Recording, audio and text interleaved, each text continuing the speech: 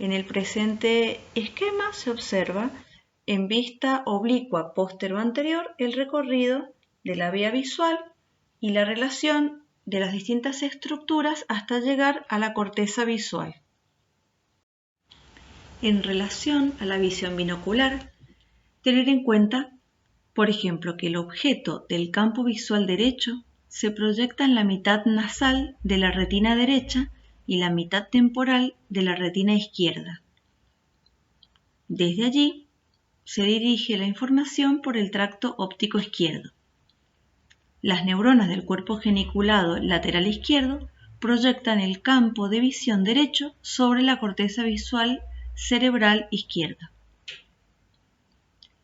Y el campo de la visión superior se proyecta en la mitad inferior de la retina. Pueden presentarse distintos defectos del campo visual por lesiones en la vía óptica. Las características semiológicas van a estar en relación al lugar y a la gravedad de la lesión. Pueden presentarse escotomas, que son pequeños defectos del campo visual. Pueden presentarse anopsias, como por ejemplo las hemianopsias. Son defectos grandes del campo visual.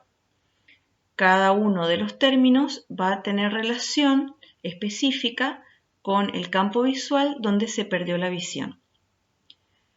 Puede presentarse amaurosis, que es la pérdida total de la visión sin lesión aparente del ojo, causada por afección del nervio óptico o los centros ópticos.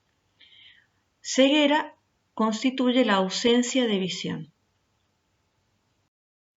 Teniendo en cuenta la relación de la proyección del campo visual derecho y campo visual izquierdo en la vía óptica y las distintas estaciones, vamos a observar que el quiasma óptico es un elemento de referencia en cuanto a la semiología de las lesiones que pueden haber en el campo visual.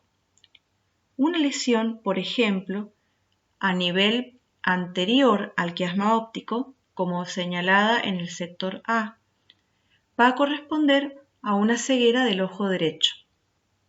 Una lesión en el nivel del quiasma óptico, como señalado en el sector B, va a constituir una hemianopsia bitemporal. Y una lesión retroquiasmática, como por ejemplo la señalada en el sector C, va a constituir una hemianopsia homónima. En el presente esquema se observa en vista oblicua póstero-anterior el recorrido de la vía visual y la relación de las distintas estructuras hasta llegar a la corteza visual. En relación a la visión binocular, tener en cuenta, por ejemplo, que el objeto del campo visual derecho se proyecta en la mitad nasal de la retina derecha y la mitad temporal de la retina izquierda. Desde allí se dirige la información por el tracto óptico izquierdo. Las neuronas del cuerpo geniculado lateral izquierdo proyectan el campo de visión derecho sobre la corteza visual cerebral izquierda. Y el campo de la visión superior se proyecta en la mitad inferior de la retina. Pueden presentarse distintos defectos del campo visual por lesiones en la vía óptica. Las características semiológicas van a estar en relación al lugar y a la gravedad de la lesión. Pueden presentarse escotomas, que son pequeños defectos del campo visual. Pueden presentarse anopsias, como por ejemplo las hemianopsias. Son defectos grandes del campo visual. Cada uno de los términos va a tener relación específica con el campo visual donde se perdió la visión. Puede presentarse amaurosis, que es la pérdida total de la visión sin lesión aparente del ojo, causada por afección del nervio óptico o los centros ópticos. Ceguera constituye la ausencia de visión. Teniendo en cuenta la relación de la proyección del campo visual derecho y campo visual izquierdo en la vía óptica y las distintas estaciones, vamos a observar que el quiasma óptico es un elemento de referencia en cuanto a la semiología de las lesiones que pueden haber en el campo visual. Una lesión, por ejemplo, a nivel anterior al quiasma óptico, como señalada en el sector A, va a corresponder a una ceguera del ojo derecho.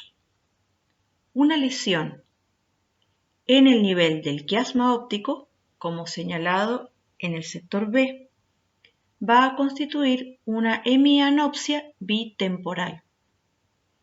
Y una lesión retroquiasmática, como por ejemplo la señalada en el sector C, va a constituir una hemianopsia homónima. Presentamos otro esquema de la vía óptica con distintos sectores señalados como posibles defectos del campo visual a raíz de lesiones en la vía óptica.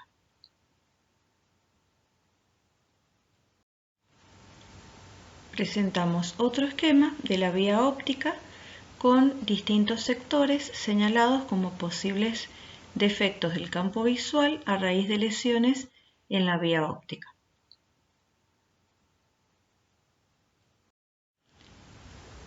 Las fibras esquematizadas de color rojo muestran el vínculo entre el tercer par craneal y la vía óptica en el reflejo pupilar.